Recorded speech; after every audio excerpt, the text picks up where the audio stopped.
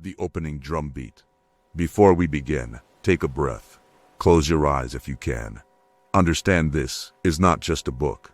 It's not just words. It's a signal sent across timelines, across lifetimes.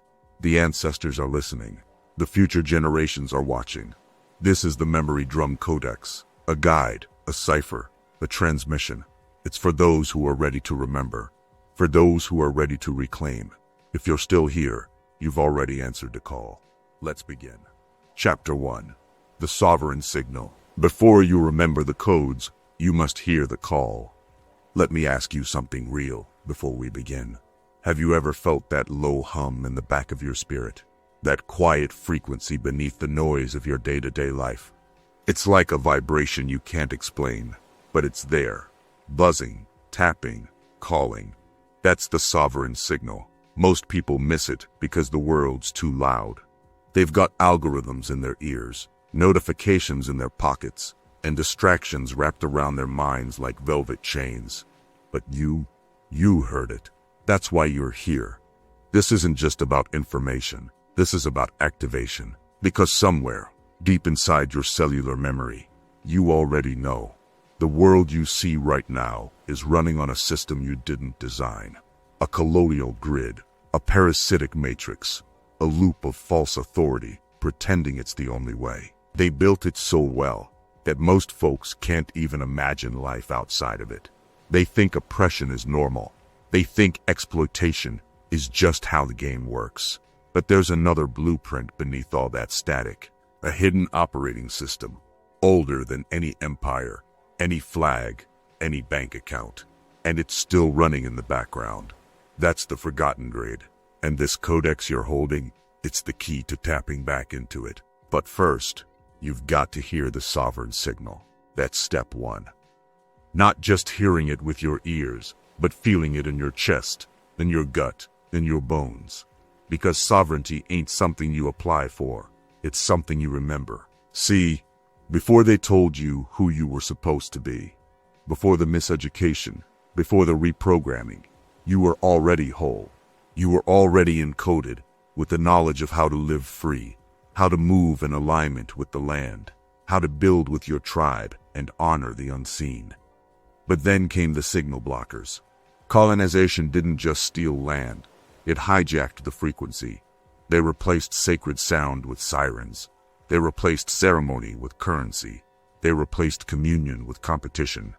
And the saddest part, most people forgot there was ever anything else. But you're not most people. You wouldn't be listening to this if you were. You're the kind of person who feels the glitch in the matrix before it shows itself. You see the patterns others miss. You've probably always felt like you were being prepared for something, but you couldn't quite name it. Let me name it for you now. You're part of the sovereign return. That means you're not here to play the old game better. You're here to end the game and write a new one. Not just for you, but for your bloodline, for the future, for the field. This codex is not entertainment. This is spiritual infrastructure. This is technology that was buried under colonization, then disguised as myth, then sold back to you in pieces. But now you get the whole cipher back, unfiltered, uncompromised, dilated. This chapter is the call. The rest of the book is the response. Because once you hear the sovereign signal, you can't unhear it. Once you wake up to the grid beneath the grid, you can't go back to sleep. So, take a breath right now. Not a shallow breath, but a real one. One that touches the bottom of your lungs. One that tells your body, I'm here for this. I'm ready. Because after this point, there's no pretending you don't know. There's no going back to small talk and surface living. This is the entry point to a new frequency. You've answered the call. Now let's begin the Codex. Chapter 2. The Forgotten Grid. The land has layers.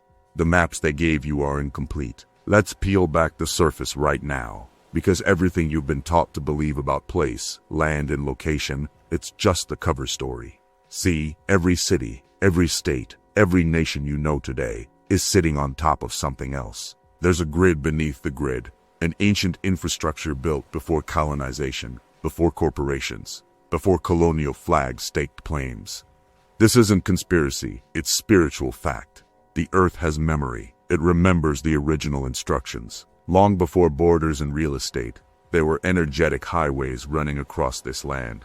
Ley lines, spirit routes, sacred intersections where people gathered, not to build skyscrapers, but to align with the pulse of the planet. Even if the people forget for a while, the grid remembers. And it's not just about geography, it's about energy. When you step into certain places and feel a chill in your bones, or a warmth in your chest, that's not random. That's the echo of the old grid trying to reach you.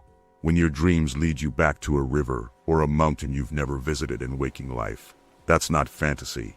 That's memory trying to come online. And you're not crazy for feeling it. You're tapped in. But tapping in ain't enough if you don't know what to do with it. So here's the play. Start looking at your city differently.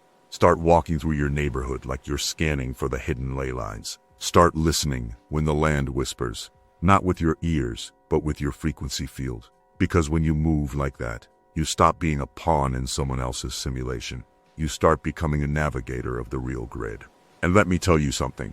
When enough of us do this, when enough people wake up to the fact that the spiritual infrastructure is still humming beneath the colonial map, that's when the shift happens. That's when the old system starts to crack. That's when we stop asking for inclusion in a broken world and start restoring the one that was always meant to be. So, take a second right now. Feel the ground under you. Understand, the floor you're standing on is not the floor you've been told it is.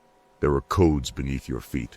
There are memories in the soil. And you're here to remember them, not just for yourself, but for the whole lineage.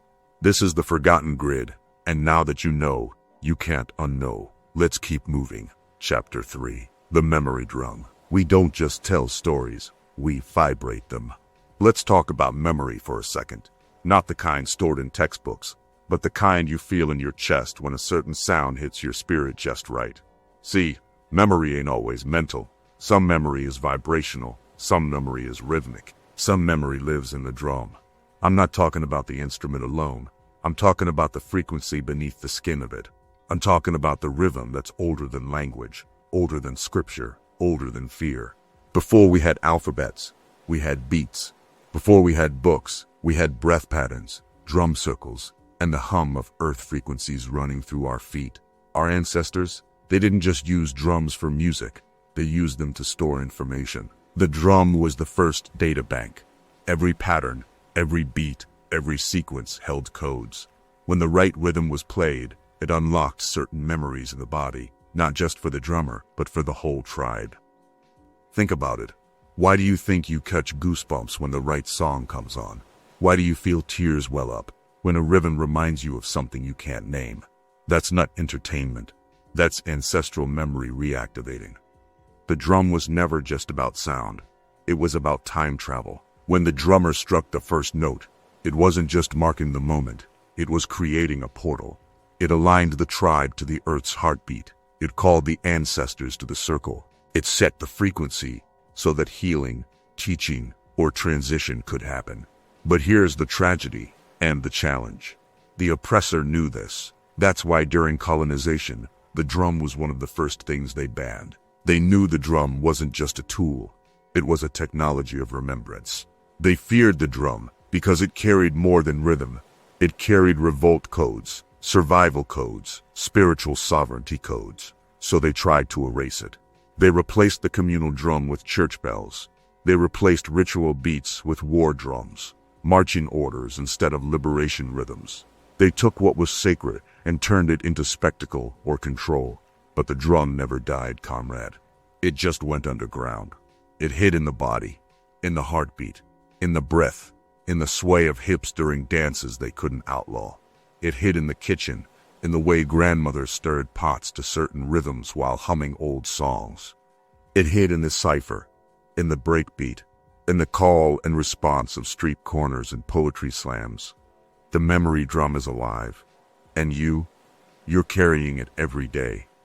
Right now, as you sit here listening, your chest is drumming out a pattern. That's not just circulation, it's communication. Your heart is sending messages to the grid. The question is, are you conscious of what you're broadcasting? Most people live in default rhythm, rushing, stressing, scrolling, reacting. But you You're here to reset the beat. When you take control of your rhythm, you take control of your reality loop. When you slow your breath, when you align your steps to an intentional cadence, when you hum or chant to calm your system, you're doing more than relaxing. You're reprogramming the field. You're telling the old trauma loops, left double quotation mark, but you're not playing that track today. You're telling the future, left double quotation mark. So let me ask you something simple, but powerful. When was the last time you listened to your own drum? Not your playlist, not your notifications, your natural rhythm. When was the last time you chose breath over reaction, stillness over panic, heartbeat over algorithm? Because that's where the memory drum lives, in the space between noise and knowing. The oppressor wants you to forget this. They want you to run on artificial timing, on deadlines, on capitalism clocks, on digital dopamine loops. But your ancestors want you to come back to the beat, and not just for you, for the tribe, for the lineage, for the ones who'll inherit the world you're creating right now. So here's the work. Breathe to the rhythm of your heart. Move to the rhythm of the earth. Speak to the rhythm of truth. And when you forget, and you will forget sometimes, the drum will be waiting, always ready to remind you. Because you don't just tell stories, comrade. You vibrate them. And the memory drum, it's still playing. The question is, are you listening? Chapter 4. The people before the code switch. Who were we before they changed the channel? Before they called it America? Before they planted flags? Before they carved up the land into states and property lines? There were people here moving in original rhythm. And when I say original, I'm not just talking about survival. I'm talking about sovereignty in its purest form. These were people who understood land as living spirit, not real estate. They knew how to listen to rivers like they were elders. They mapped the stars not for ownership, but for alignment. They walked with the animals, not over them. And when they planted seeds, they whispered prayers into the soil, because they knew the earth is not separate from the spirit. These were not primitive people, like the textbooks tried to tell you. They were master scientists of life energy, technologists of the unseen, engineers of ceremony, architects of balance.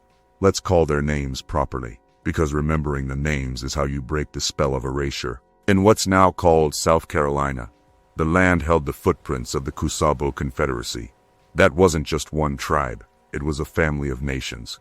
The Kiowa, the Etiwan, the Sui, the Edisto, the Stono. Each one carrying specific codes, specific assignments. Then there were the Yamasi, traders, warriors, navigators of land and sea, connected to a network of black and indigenous partnerships that existed before colonial contact. Yes, you heard that right. Partnerships between indigenous nations and black travelers. This wasn't new, this was ancient. You won't find that in most classrooms, because the system doesn't want you to know that black people had relationships with this land before slavery, not just because of it. The Congaree and the PD tribes held inland knowledge of rivers, forest medicines, spiritual geography. These were not isolated groups. They were part of a living network, a grid of communication and trade and ritual that spanned far beyond state lines. Their ceremonies weren't just cultural, they were maintenance work for the grid. Drumming wasn't for fun, it was for balance. Dance wasn't entertainment, it was energy work. Storytelling wasn't pastime, it was data transfer, oral blockchain, encrypted in rhythm. But then, the code switch happened. The colonizers came, not just with guns and ships, but with mental software updates designed to overwrite the original program. They renamed the rivers, they carved up the land with treaties they had no intention of honoring. They reclassified people, black, Indian, colored, mulatto. Labels designed to separate family lines and divide the original grid. They burned the ceremonial grounds and built churches on top of them. They banned the drum, then brought in their own instruments of control. They took medicine plants and turned them into pharmaceuticals with patents. That was the code switch. But here's the thing. The people before the switch are still here. Not just in the ground, not just in the bloodlines. They're in you. If you've ever felt the urge to gather people in a circle and speak from the soul, That's them.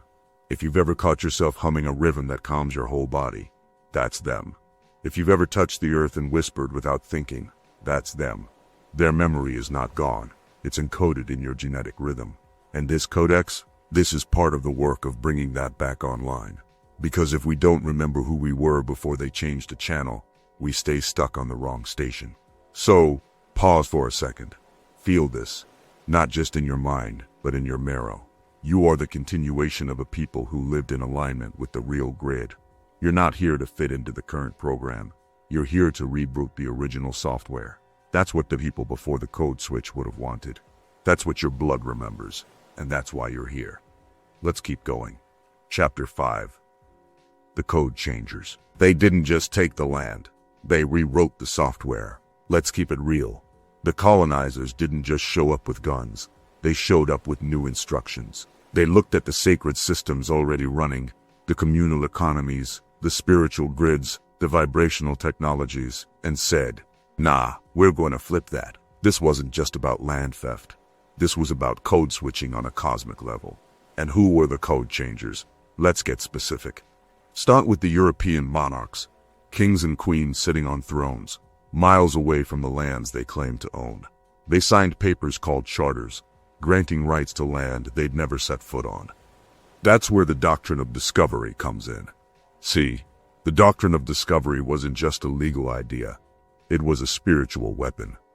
Pope Nicholas V dropped it in 1452, followed by Pope Alexander VI in 1493. They basically said, if you're Christian, you can claim any land not ruled by Christians. You can enslave the people, take the land, and call it divine order. Think about that. A group of men in robes, writing in Latin, declared that everyone outside their belief system was property. They weren't just colonizing land, they were colonizing cosmic law. That's the first major code flip.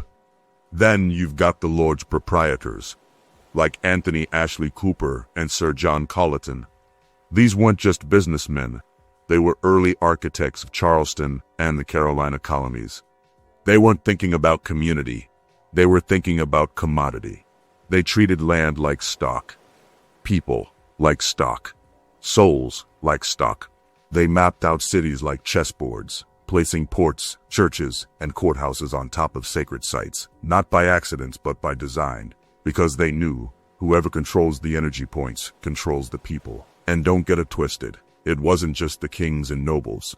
The Masonic lodges played their role too. Now, I'm not here to throw shade on every Mason walking the planet, but let's start facts. The early colonial Masons were building their squares and compasses on top of mounds, literally overlaying European geomancy onto indigenous grid systems. They built cities aligned to power points, but inverted the intention, from sacred ceremony to colonial control.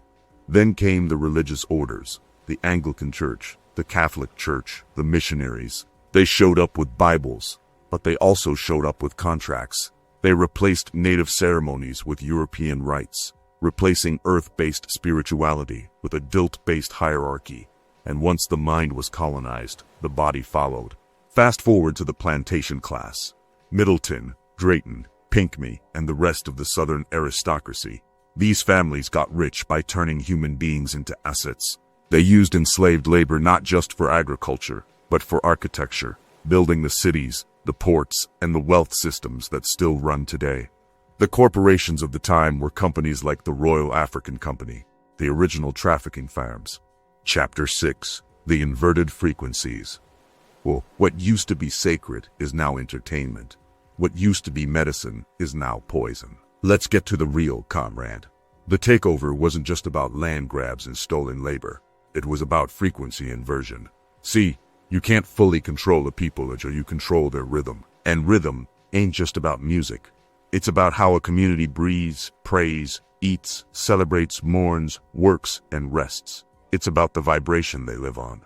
The ancestors used to live by certain frequencies that kept the body, mind, and spirit in sync with nature's grid.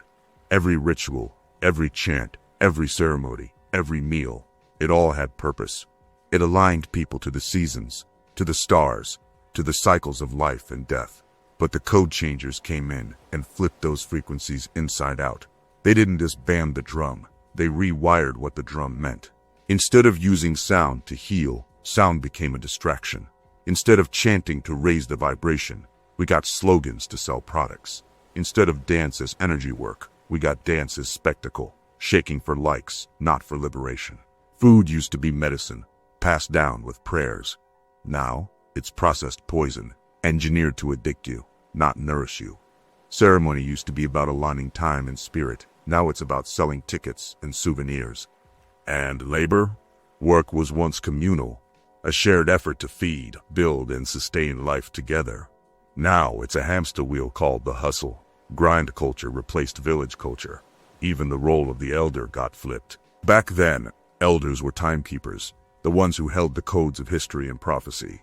Now they're treated like relics, pushed to the margins, while social media influencers become the new elders, with followers instead of wisdom. And let's talk about the distraction cycle, because this one runs deep. Meditation got replaced with scrolling. Ceremony got replaced with watching sports, cheering for teams while the empire cashes checks. Community councils turned into online debates that go nowhere. Ancestor reverence got swapped out for celebrity worship. We forgot the names of our own grandmothers, but we know every Kardashian. That's the frequency inversion. They flipped the script so well, most people don't even realize they're running a program that was installed during colonization. But here's the piece that hits hardest. When you live in inverted frequencies long enough, you start to think that's normal. You forget what healing sounds like. You forget what real ceremony feels like. You forget what silence does to your nervous system when it's not filled with noise. So, what do? We reboot the original frequencies. We reclaim rhythm, not just with music, but with daily life. We eat like the earth intended, not like the corporations programmed. We dance to cleanse, not to perform. We gather to share codes, not to argue. We remember the real elders, the ones in our lineage, not just the ones trending. This ain't about going backwards, it's about flipping the flip. Taking back the frequencies and resetting the grid. It starts in the body. It starts in the breath. It starts when you choose to move different, listen different, live different. Because when you get your vibration right, you stop feeding the loop. And comrade, that's when you stop being a consumer of the system and start becoming a generator of a new world. Let's keep going. Chapter 7. The Shadow Grid. The visible world runs on a shadow script. Look around you right now. Everything you see, the buildings, the streets, the politics, the culture, it's all running on a script. But the real power, that ain't in the script you can see. It's in the shadow grid that operates underneath. The shadow grid is the system behind the system. It's the unseen software that controls the visible world. It's why you can vote for leaders, but the policies barely change. It's why you can march in the streets, but the structure remains the same. It's why you can work 2 jobs and still feel trapped. Because you're not dealing with just economics. You're dealing with a spiritual architecture of control. Let's break it down. The shadow grid was built during colonization, but it didn't stop there. It evolved, it adapted, it updated its operating system, while most people stayed stuck in old battles. See, the overt chains were removed, but the invisible ones, they got more sophisticated. Think of it like this. The plantation fields became corporate offices, the overseers became supervisors, the slave patrols became police departments, the auction blocks became stock markets. The church bells became media notifications. Same grid, new interface. And who's running the shadow grid? It's not just politicians, it's institutions, the banks, the corporations, the think tanks, the old families, the secret societies. They don't always wear robes or hoods anymore. They wear suits, run foundations, launch nonprofits, sit on boards. But the game is the same. Keep the loop running. Keep people distracted with surface-level drama, while the real wealth, power, and energy flow. Stay locked up in controlled circuits. And here's the trick. They don't need to control everybody. They just need to control the frequency field. If they can keep most people vibrating in fear, lack, competition, or distraction, the grid feeds itself. That's the loop. Work hard, but never own your time. Pray for freedom, but follow colonial religion. Celebrate holidays that mark your own oppression. fight each other over crumbs while the system harvests the loaf. It's trauma loops disguised as culture. It's hustle loops disguised as success. It's spiritual bypassing disguised as enlightenment. And the shadow grid feeds off all of it. But here's where it gets deeper. The grid isn't just external. It gets into your mind. That's how advanced it is. It programs your habits. It scripts your thoughts. It colonizes your imagination so you think small, move fast, and never pause long enough to see the pattern. But comrade, you're waking up now. You're seeing the matrix for what it is. The question isn't just how do we expose it. The real question is, how do we unplug from it? Because fighting the shadow grid with anger alone just feeds it more energy. They've set traps for that. What they fear is a calm, aware, sovereign mind. What they fear is you resetting your frequency, stepping out of the loop, and building systems that don't run on trauma or control. When you remember the original grid, the one that's based on community, ceremony, rhythm, and restoration, you start to override the shadow, not by begging it to stop, by making it irrelevant. Because once enough of us remember who we really are, the shadow grid loses power. It can't feed on free people. So here's the work. See the grid, name the grid, but don't get trapped in hating the grid. Build something higher. That's the revolution they never planned for. And comrade, that's why we keep going. Chapter 8. The Astral City. Every city has an invisible twin. Let me take you somewhere deeper, comrade. We've talked about the shadow grid, the system that runs your waking life. But there's another layer most people miss. Every city you know, the places you live, work, and drive through, they all have an invisible twin, a spiritual double, a version of the city that exists in the dream world, the ether, the realm of spirit and memory. This is what we call the astral city. Now, the colonizers gave you maps of streets and state lines, property borders, and zoning codes, but they never gave you the map of the unseen version. That's because they didn't want you navigating it. They wanted you trapped in the surface game. But make no mistake, the astral version of your city is just as real as the concrete and pavement. It's where energy flows before events unfold. It's where unhealed trauma lives, in the architecture of memory. It's where ancestral codes hide, waiting for the right one to come and unlock them. Every time you sleep, you visit the astral city. The problem is, most folks don't realize it. They drift, they wander, they let the dream happen to them, instead of moving through the dream with purpose. See, when you enter the astral consciously, you get access to layers of reality that most people never touch. You can heal trauma loops that have kept you stuck. You can unlock ancestral memory, codes that have been buried under colonization and cultural amnesia. You can reconnect with soul family, people you've known across lifetimes, who show up to help you remember your mission. And here's the real gem. You can see the next moves before they happen in the physical. That's why dream work was central to ancient cultures. The elders knew nothing happens in the physical until it first passes through the astral. But the colonizers broke that system. They replaced dream practice with distraction. They filled sleep with stress. They taught you to ignore your visions, to wake up and shake off the downloads as nonsense. They made you forget that the dream world is the real chessboard, and the waking world is just the replay. Let me give you an example. Take Charleston. In the astral layer of Charleston, the middle passage is still rippling through time. There are ghost ships docked at invisible ports, still waiting for someone to do the proper rituals to release those trapped energies.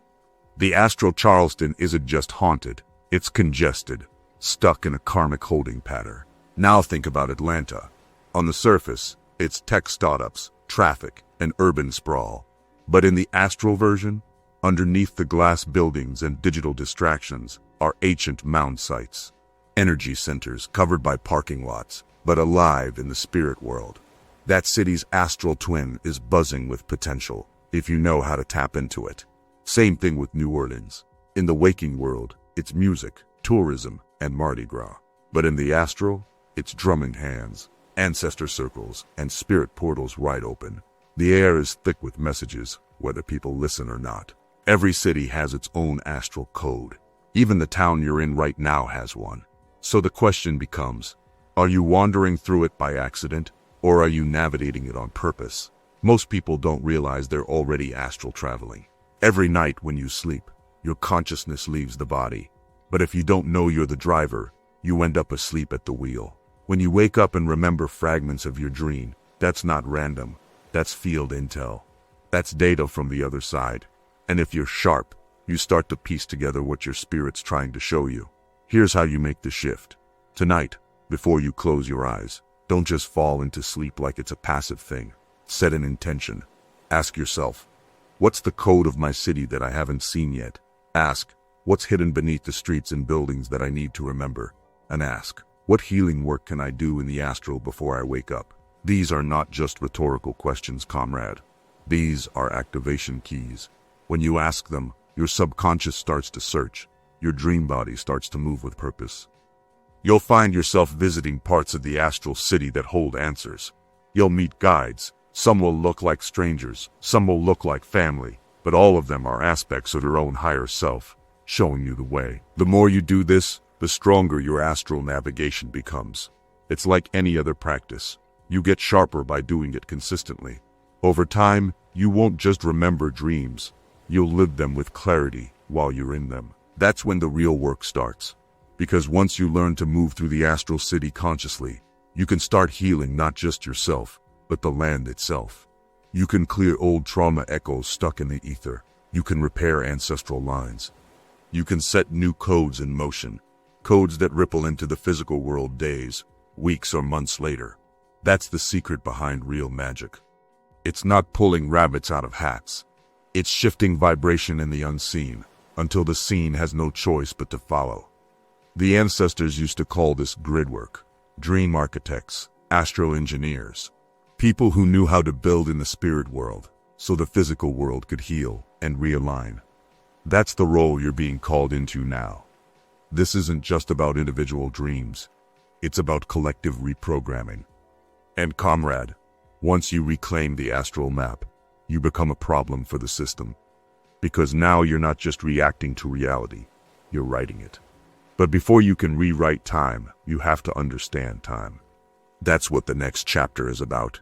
Because time isn't linear like they told you. It's a loop, a spiral. And if you don't break the loop, you'll live it again. Let's talk about that next. Chapter 9, the quantum loop. If you don't break the loop, you'll live it again. Let's get real about time. They taught you time as a straight line. They told you history as a sequence. Past, present, future. But the ancestors never spoke like that. Because the real ones know. Time doesn't move forward. It moves in cycles, in spirals, in loops. That's why you see the same patterns replay over and over. Different faces, same scripts. Different dates, same dynamics. You think you're living in 2025, but sometimes you're still in 1825 spiritually, emotionally, energetically. That's why the protests feel like reruns. That's why the conversations about freedom sound like echoes. Because until you break the loop will keep playing. See, there's a program running in the collective subconscious. It's a trauma cycle, set in motion by colonial conquest, slavery, genocide, and spiritual amnesia. That loop didn't stop. It just evolved into new forms. Debt replaced shackles, surveillance replaced chains, distraction replaced spiritual practice. But here's the part they don't teach you in school. You're not just a passenger in this loop. You're a participant. Every time you react without reflection, you strengthen the loop. Every time you repeat the same patterns, you code it deeper. Every time you forget to remember, you agree to run the same script again. But don't get it twisted. This ain't about blame. It's about awareness. Because the moment you become conscious of the loop, you get the power to break it. And once you break it, you can do something most people don't even know is possible. You can choose a new timeline. Let's talk about reincarnation for a second, but not in the shallow, Instagram meme way. I'm talking about spiritual recursion. The soul coming back, not just to live another life, but to finish something it couldn't complete last time. That's why you feel pulled to certain places, certain people, certain missions. It's not random. It's cellular memory. It's soul contracts. It's loops asking to be closed properly. Some of us are back because we refuse to let the loop end in defeat. We came to complete the assignment, to recover the codes, to reset the system, not just for ourselves, but for the whole lineage. And comrade, if you're hearing this now, chances are you're one of the ones who came back for that very reason. That's why the same streets keep calling you. That's why the same dreams keep showing up. That's why the ancestors tap you on the shoulder in the middle of the night, whispering in symbols, reminding you, this ain't your first rung. See, time loops aren't just cosmic glitches, they're spiritual learning curves. And when you don't learn the lesson, the pattern repeats. But when you learn it, when you actually integrate it, that's when the loop dissolves. It's like leveling up in a video game. You don't escape the game, you shift into a new version of it, one where you control the joystick. Now, some folks get stuck in personal loops, same relationships, same mistakes, same pain.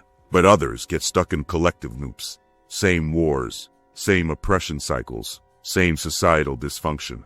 The Memory Drum Codex is about breaking both. It's about waking up to the pattern and consciously choosing to write a new sequence. But here's where it gets even deeper. The loop isn't just running on Earth. It's running through the astral, the ancestral, and the quantum layers all at once.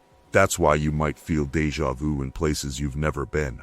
That's why sometimes your dreams bleed into waking life.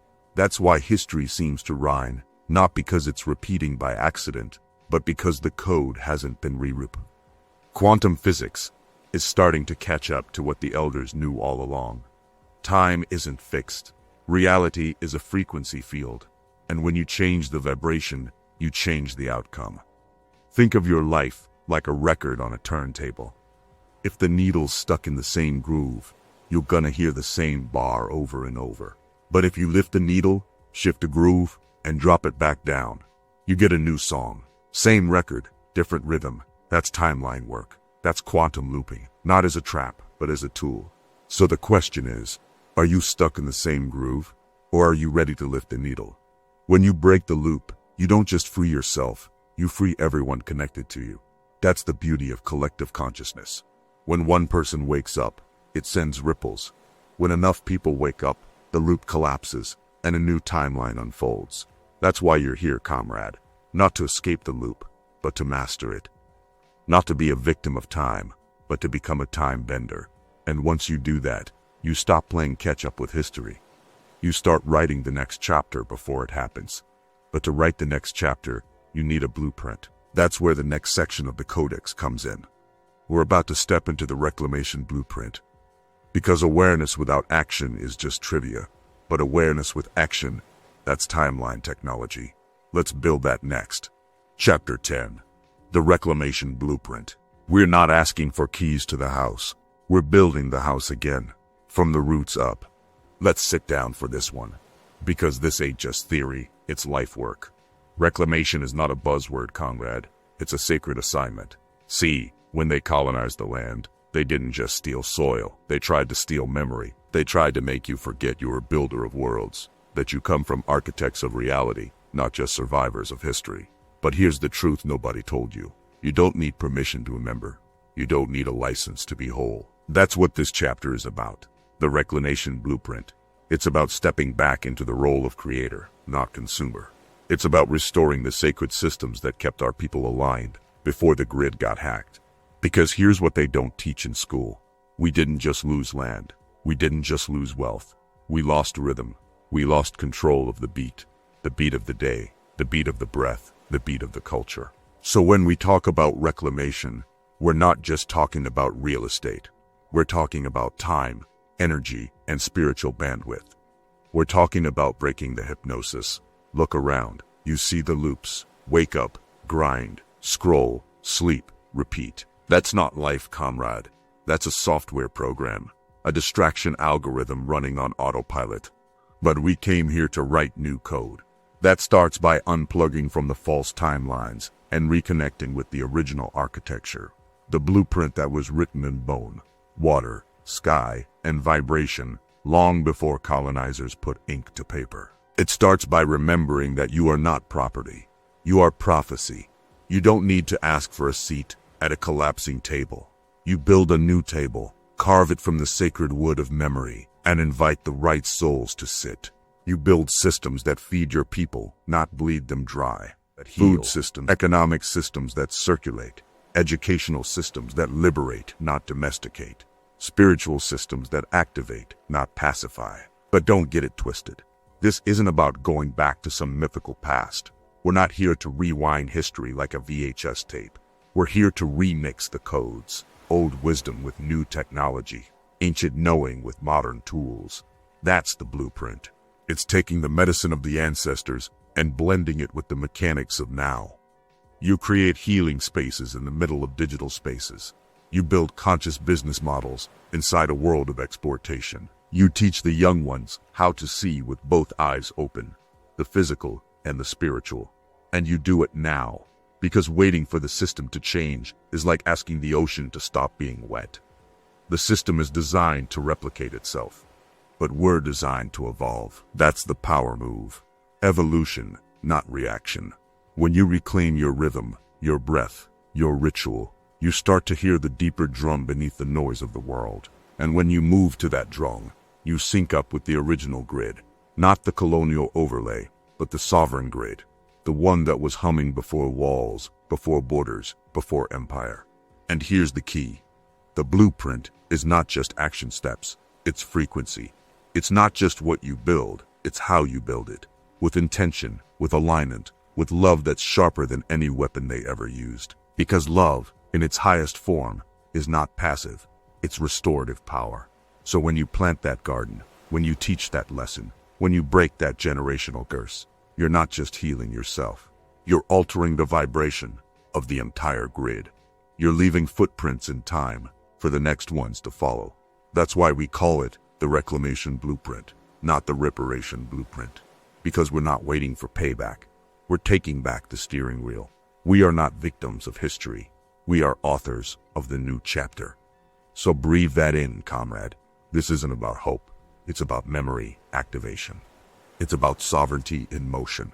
You're not here to survive the system. You're here to override it. And the blueprint is alive in your hands. Now let's lock in the next phase. Because a new system can't stand unless the sound is right. Next up, the sound and ritual reboot. We're about to retune reality. Chapter 11, the sound and ritual reboot. If you can control the rhythm, you can reprogram the reality. Let's get into the part they don't want you to master. Frequency control. See, they taught you reality starts with thought, but that's only part of the cipher. Reality doesn't start in the mind. It starts in the vibration. Every ancestor knew this. Every shaman, every root worker, every medicine person who came before you understood. Sound is not entertainment, it's engineering. Your body is an instrument. Your breath is the metronome. Your words, they're not just communication, they're spells. That's why the first technology was not the wheel, it was the drum. That's why the first temple wasn't made of stone, it was the human body, vibrating in sync with creation. But let's be real, they stole this from you. When the colonizers came, they outlawed the drum because they knew what it did. They criminalized the chant because they knew it opened portals. They disrupted the rhythm because they knew rhythm equals power. So they replaced secret sound with noise. They sold you back your own frequencies but distorted them, lowered the hertz, scrambled the codes. They gave you music with no medicine, rhythm with no ritual, vibration with no intention. And that's why you feel the dissonance, comrade. That's why you're tired even after sleep. That's why the body feels heavy while the spirit is hungry. Because you're not tuned to the original frequency. You're running on colonizer static. But that ends now. This is your sound and ritual reboot. And reboot doesn't mean start over. It means restore the original operating system. It starts with sound, because sound is the back door to the subconscious. You can't think your way into healing. You have to feel your way into resonance. Every cell in your body listens to vibration. Every organ has a frequency. Your heart beats to a cosmic drumline, whether you acknowledge it or not. So the question is, are you tuned to the right rhythm, or are you playing someone else's loop? Let's break it down. When you chant, you're not just making noise, you're sending signals to your DNA. When you hum, You're massaging your nervous system from the inside out. When you speak with intention, you're rewriting the script in real time. That's why the solfeggio frequencies still matter. Not because they're trendy, but because they're ancient. 396 Hz clears the roots, shakes off guilt and fear so you can stand. 417 Hz shifts stuck energy, removes the static of old trauma so you can move.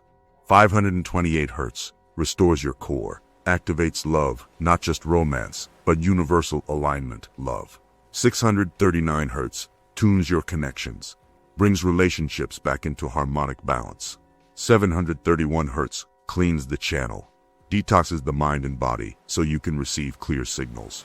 852 Hz sharpens your intuition, aligns you to the higher senses so you can see beyond the veil.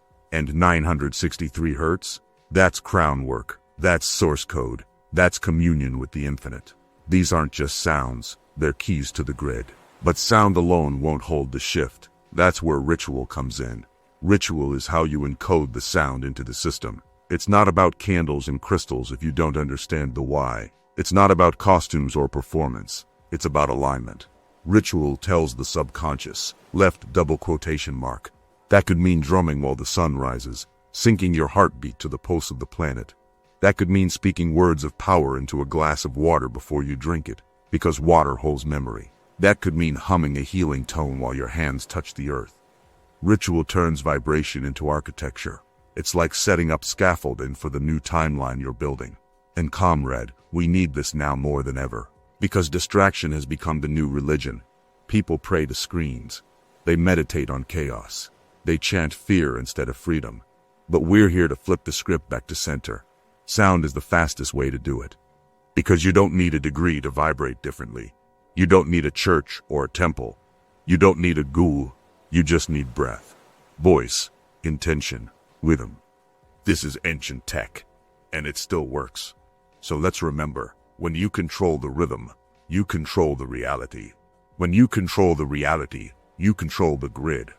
And when you control the grid, you liberate not just yourself, but the whole field you're connected to.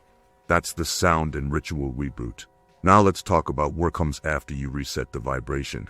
It's time for the prophetic return. Because sound is the beginning, but vision is the next step. Let's get into it. Chapter 12. The prophetic return. Prophecy ain't just about seeing the future. It's about having the courage to create it. Let's get real for a second. This ain't for tourists. This is for the ones who've been feeling it their whole life but couldn't always explain it. That sense that something's off. That quiet knowing in your gut that the world is running on borrowed time, on broken code. That whisper in your dreams telling you, you came back here for something. That's not paranoia. That's prophecy. But I'm not talking about the crystal ball kind. I'm talking about the soul contract kind. The kind where you agreed, before you even got here, to be part of the shift. You ever wonder why you've always seen through the noise? Why certain rituals felt familiar, even if you never learned them? Why some places vibrate in your chest like deja vu? That's the prophetic imprint. And this chapter, this is where we return to that. But let me tell you something they won't teach you in school, church, or TED Talks. Prophecy isn't passive. It's participation. It's not about predicting the storm. It's about learning to steer the ship. It's not about waiting for the collapse. It's about laying new foundations now. The old prophets spoke in codes because the people weren't ready. They hid wisdom in parables because they had to. But comrade, the time for parables is over. Now we speak plain. Now we move bold. Here's the truth. You are the prophecy. You, sitting right there, breathing this breath, listening to these words. You are the return of the ones who said, I will come back when it's time to rebuild the grid. And guess what? It's time. But here's where it gets real personal. You don't get to opt out. If you're hearing this, you've already been drafted by the ancestors. Your name is on the roll call. The question is not, will the shift happen? The question is, will you answer the role you came here to play? Because prophecy ain't just about knowing. It's about doing. It's about mapping the patterns in your own life. It's about seeing the trauma loops, not just in society, but in your bloodline. It's about interrupting the cycle, not just for you, but for everyone who comes after you. And yeah, that's heavy. But it's also liberating. Because once you realize you're not here by accident, you stop moving like a pawn. You start moving like an architect. See, the future is not some distant event. The future is being written right now, in the conversations you have, the rituals you keep, the systems you build. It's in the way you feed your children. It's in the way you honor your elders. It's in the way you remember the land when the city tries to erase it. That's prophecy. Not just to see it, but to be it. When you step into the prophetic return, you reclaim your seat at the table of timelines. You start asking, what are the next 7 generations going to inherit from me? Will I leave them more debt or more dignity? Will I leave them more fear or more freedom? These are the questions that unlock the grid. And here's the sacred part. Every time you move in alignment with the higher vision, you're feeding the future. You're leaving breadcrumbs of sovereignty for the next ones coming behind you. That's how prophecy works. It's not loud. It's in the daily decisions. It's in the courage to say, I refuse to participate in my own oppression anymore. It's in the decision to live as if the world you dream about is already here. Because that's how timelines shift. Not from the top down, but from the root up. So take a breath, comrade. Feel that pulse in your chest. That's the signal. You're part of the return. The prophetic return.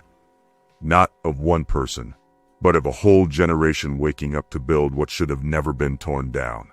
Now let's get ready to seal this with ritual. Because knowing ain't enough. We've got to activate. Next stop, the memory drum ritual. Time to broadcast the signal. Chapter 13. The Memory Drum Ritual. This is not a conclusion. It's an ignition. This is not about finishing. It's about beginning again, but differently. Let me talk to you directly now. No distance between us. Because at this point in the Codex, it's not just about reading or listening. It's about becoming. You don't need me to tell you the world is heavy right now. You felt it. The loops, the trauma cycles, the spiritual amnesia that tries to keep you asleep. But there's something else happening too. A quiet uprising of memory, a return, not just to the past, but to your original assignment. Somewhere before this life, you made a choice. You agreed to come back at this time, not just to witness the shift, but to be part of it. That's why you've always felt different. That's why certain sounds, places, or moments make your skin vibrate like a tuning fork. That's why you've always had a feeling that you came here with a mission coded in your DNA, but the world kept trying to distract you from it. This is the chapter where you stop forgetting. This is where you remember. The drum is you. Let's clear something up. The memory drum is not just a metaphor. It's a living technology inside you. Your heart is the first drum. Your breath is the rhythm. Your body is the vessel that carries the ancestral beat forward. When you were in the womb, the first sound you ever heard was the drumbeat of life, your mother's heartbeat. That was your first lesson in rhythm, in timing, in connection. And somewhere along the way, the world tried to make you forget that. They sold you static instead of sound. They filled your timeline with noise instead of signal. But underneath all of that, the drum never stopped. It's been beating the whole time, waiting for you to listen again. The ritual begins right now, wherever you are. I want you to drop into the moment. No need for candles or altars unless you want them. This is about presence, not performance. Place your hand over your chest. Feel that pulse. That's not just a heartbeat, a real one. A breath that remembers the ocean. A breath that remembers the trees. A breath that carries memory from before you had a name. Inhale deeply. Hold it, not in fear, but in reverence. Exhale slowly. Let go of the false timelines, the inherited shame, the survival scripts you don't need anymore. Say the words. Say this, out loud if you can, or inside if you need to. I am the drum. I am the signal. I am the memory returning to the grid. Again, I am the drum. I am the signal. I am the memory returning to the grid. This is not poetry. This is recalibration. Broadcast the signal. Now, let's talk about what happens next. The memory drum ritual doesn't end when you stop listening to this. It starts when you change how you live after this moment. The ritual is how you walk into rooms. It's how you hold your loved ones. It's how you speak to strangers. It's how you wake up in the morning. And remember, I'm not here to repeat the loop. I'm here to reprogram the grid. Every time you choose breath over panic, you're doing the ritual. Every time you choose love over distraction, you're doing the ritual. Every time you choose truth over convenience, you're doing the ritual. Because ritual isn't about ceremony alone. It's about consistency of spirit. The beat goes on. Let me remind you, comrade, the memory drum is not a one-time event. It's a living practice. There will be days you forget. That's human. There will be days you fall back into the loop. That's human too. But the drum will still be there, always waiting for you to return to the beat. A personal covenant. So here's the real question. What are you committing to right now? Not to me, not to this book, to yourself. What promise are you making in this moment about the kind of ancestor you're becoming? Because you are becoming one, whether you like it or not. Will you be the ancestor who left behind breadcrumbs of freedom, or more loops of confusion? That choice is yours now. That's the ritual. The final activation, one more breath. Feel it in your chest. Feel it in your gut. Feel it in your crown. Now imagine this. Each time your heart beats from this moment forward, you're not just keeping yourself alive. You're broadcasting a sovereign signal. A signal that says, we remember, we reclaim, we rebuild. And that, comrade, is the memory drum ritual. Thank you for taking this journey with us. This work was written and channeled by Osiris of Kush, in honor of the ancestors, the living, and those yet to be born. You have now completed the Memory Drum Codex, sovereign signal of the forgotten grid. Remember, this is not the end, it's an activation. Carry these codes forward, teach them, live them, and most of all, be the signal. Peace and prosperity.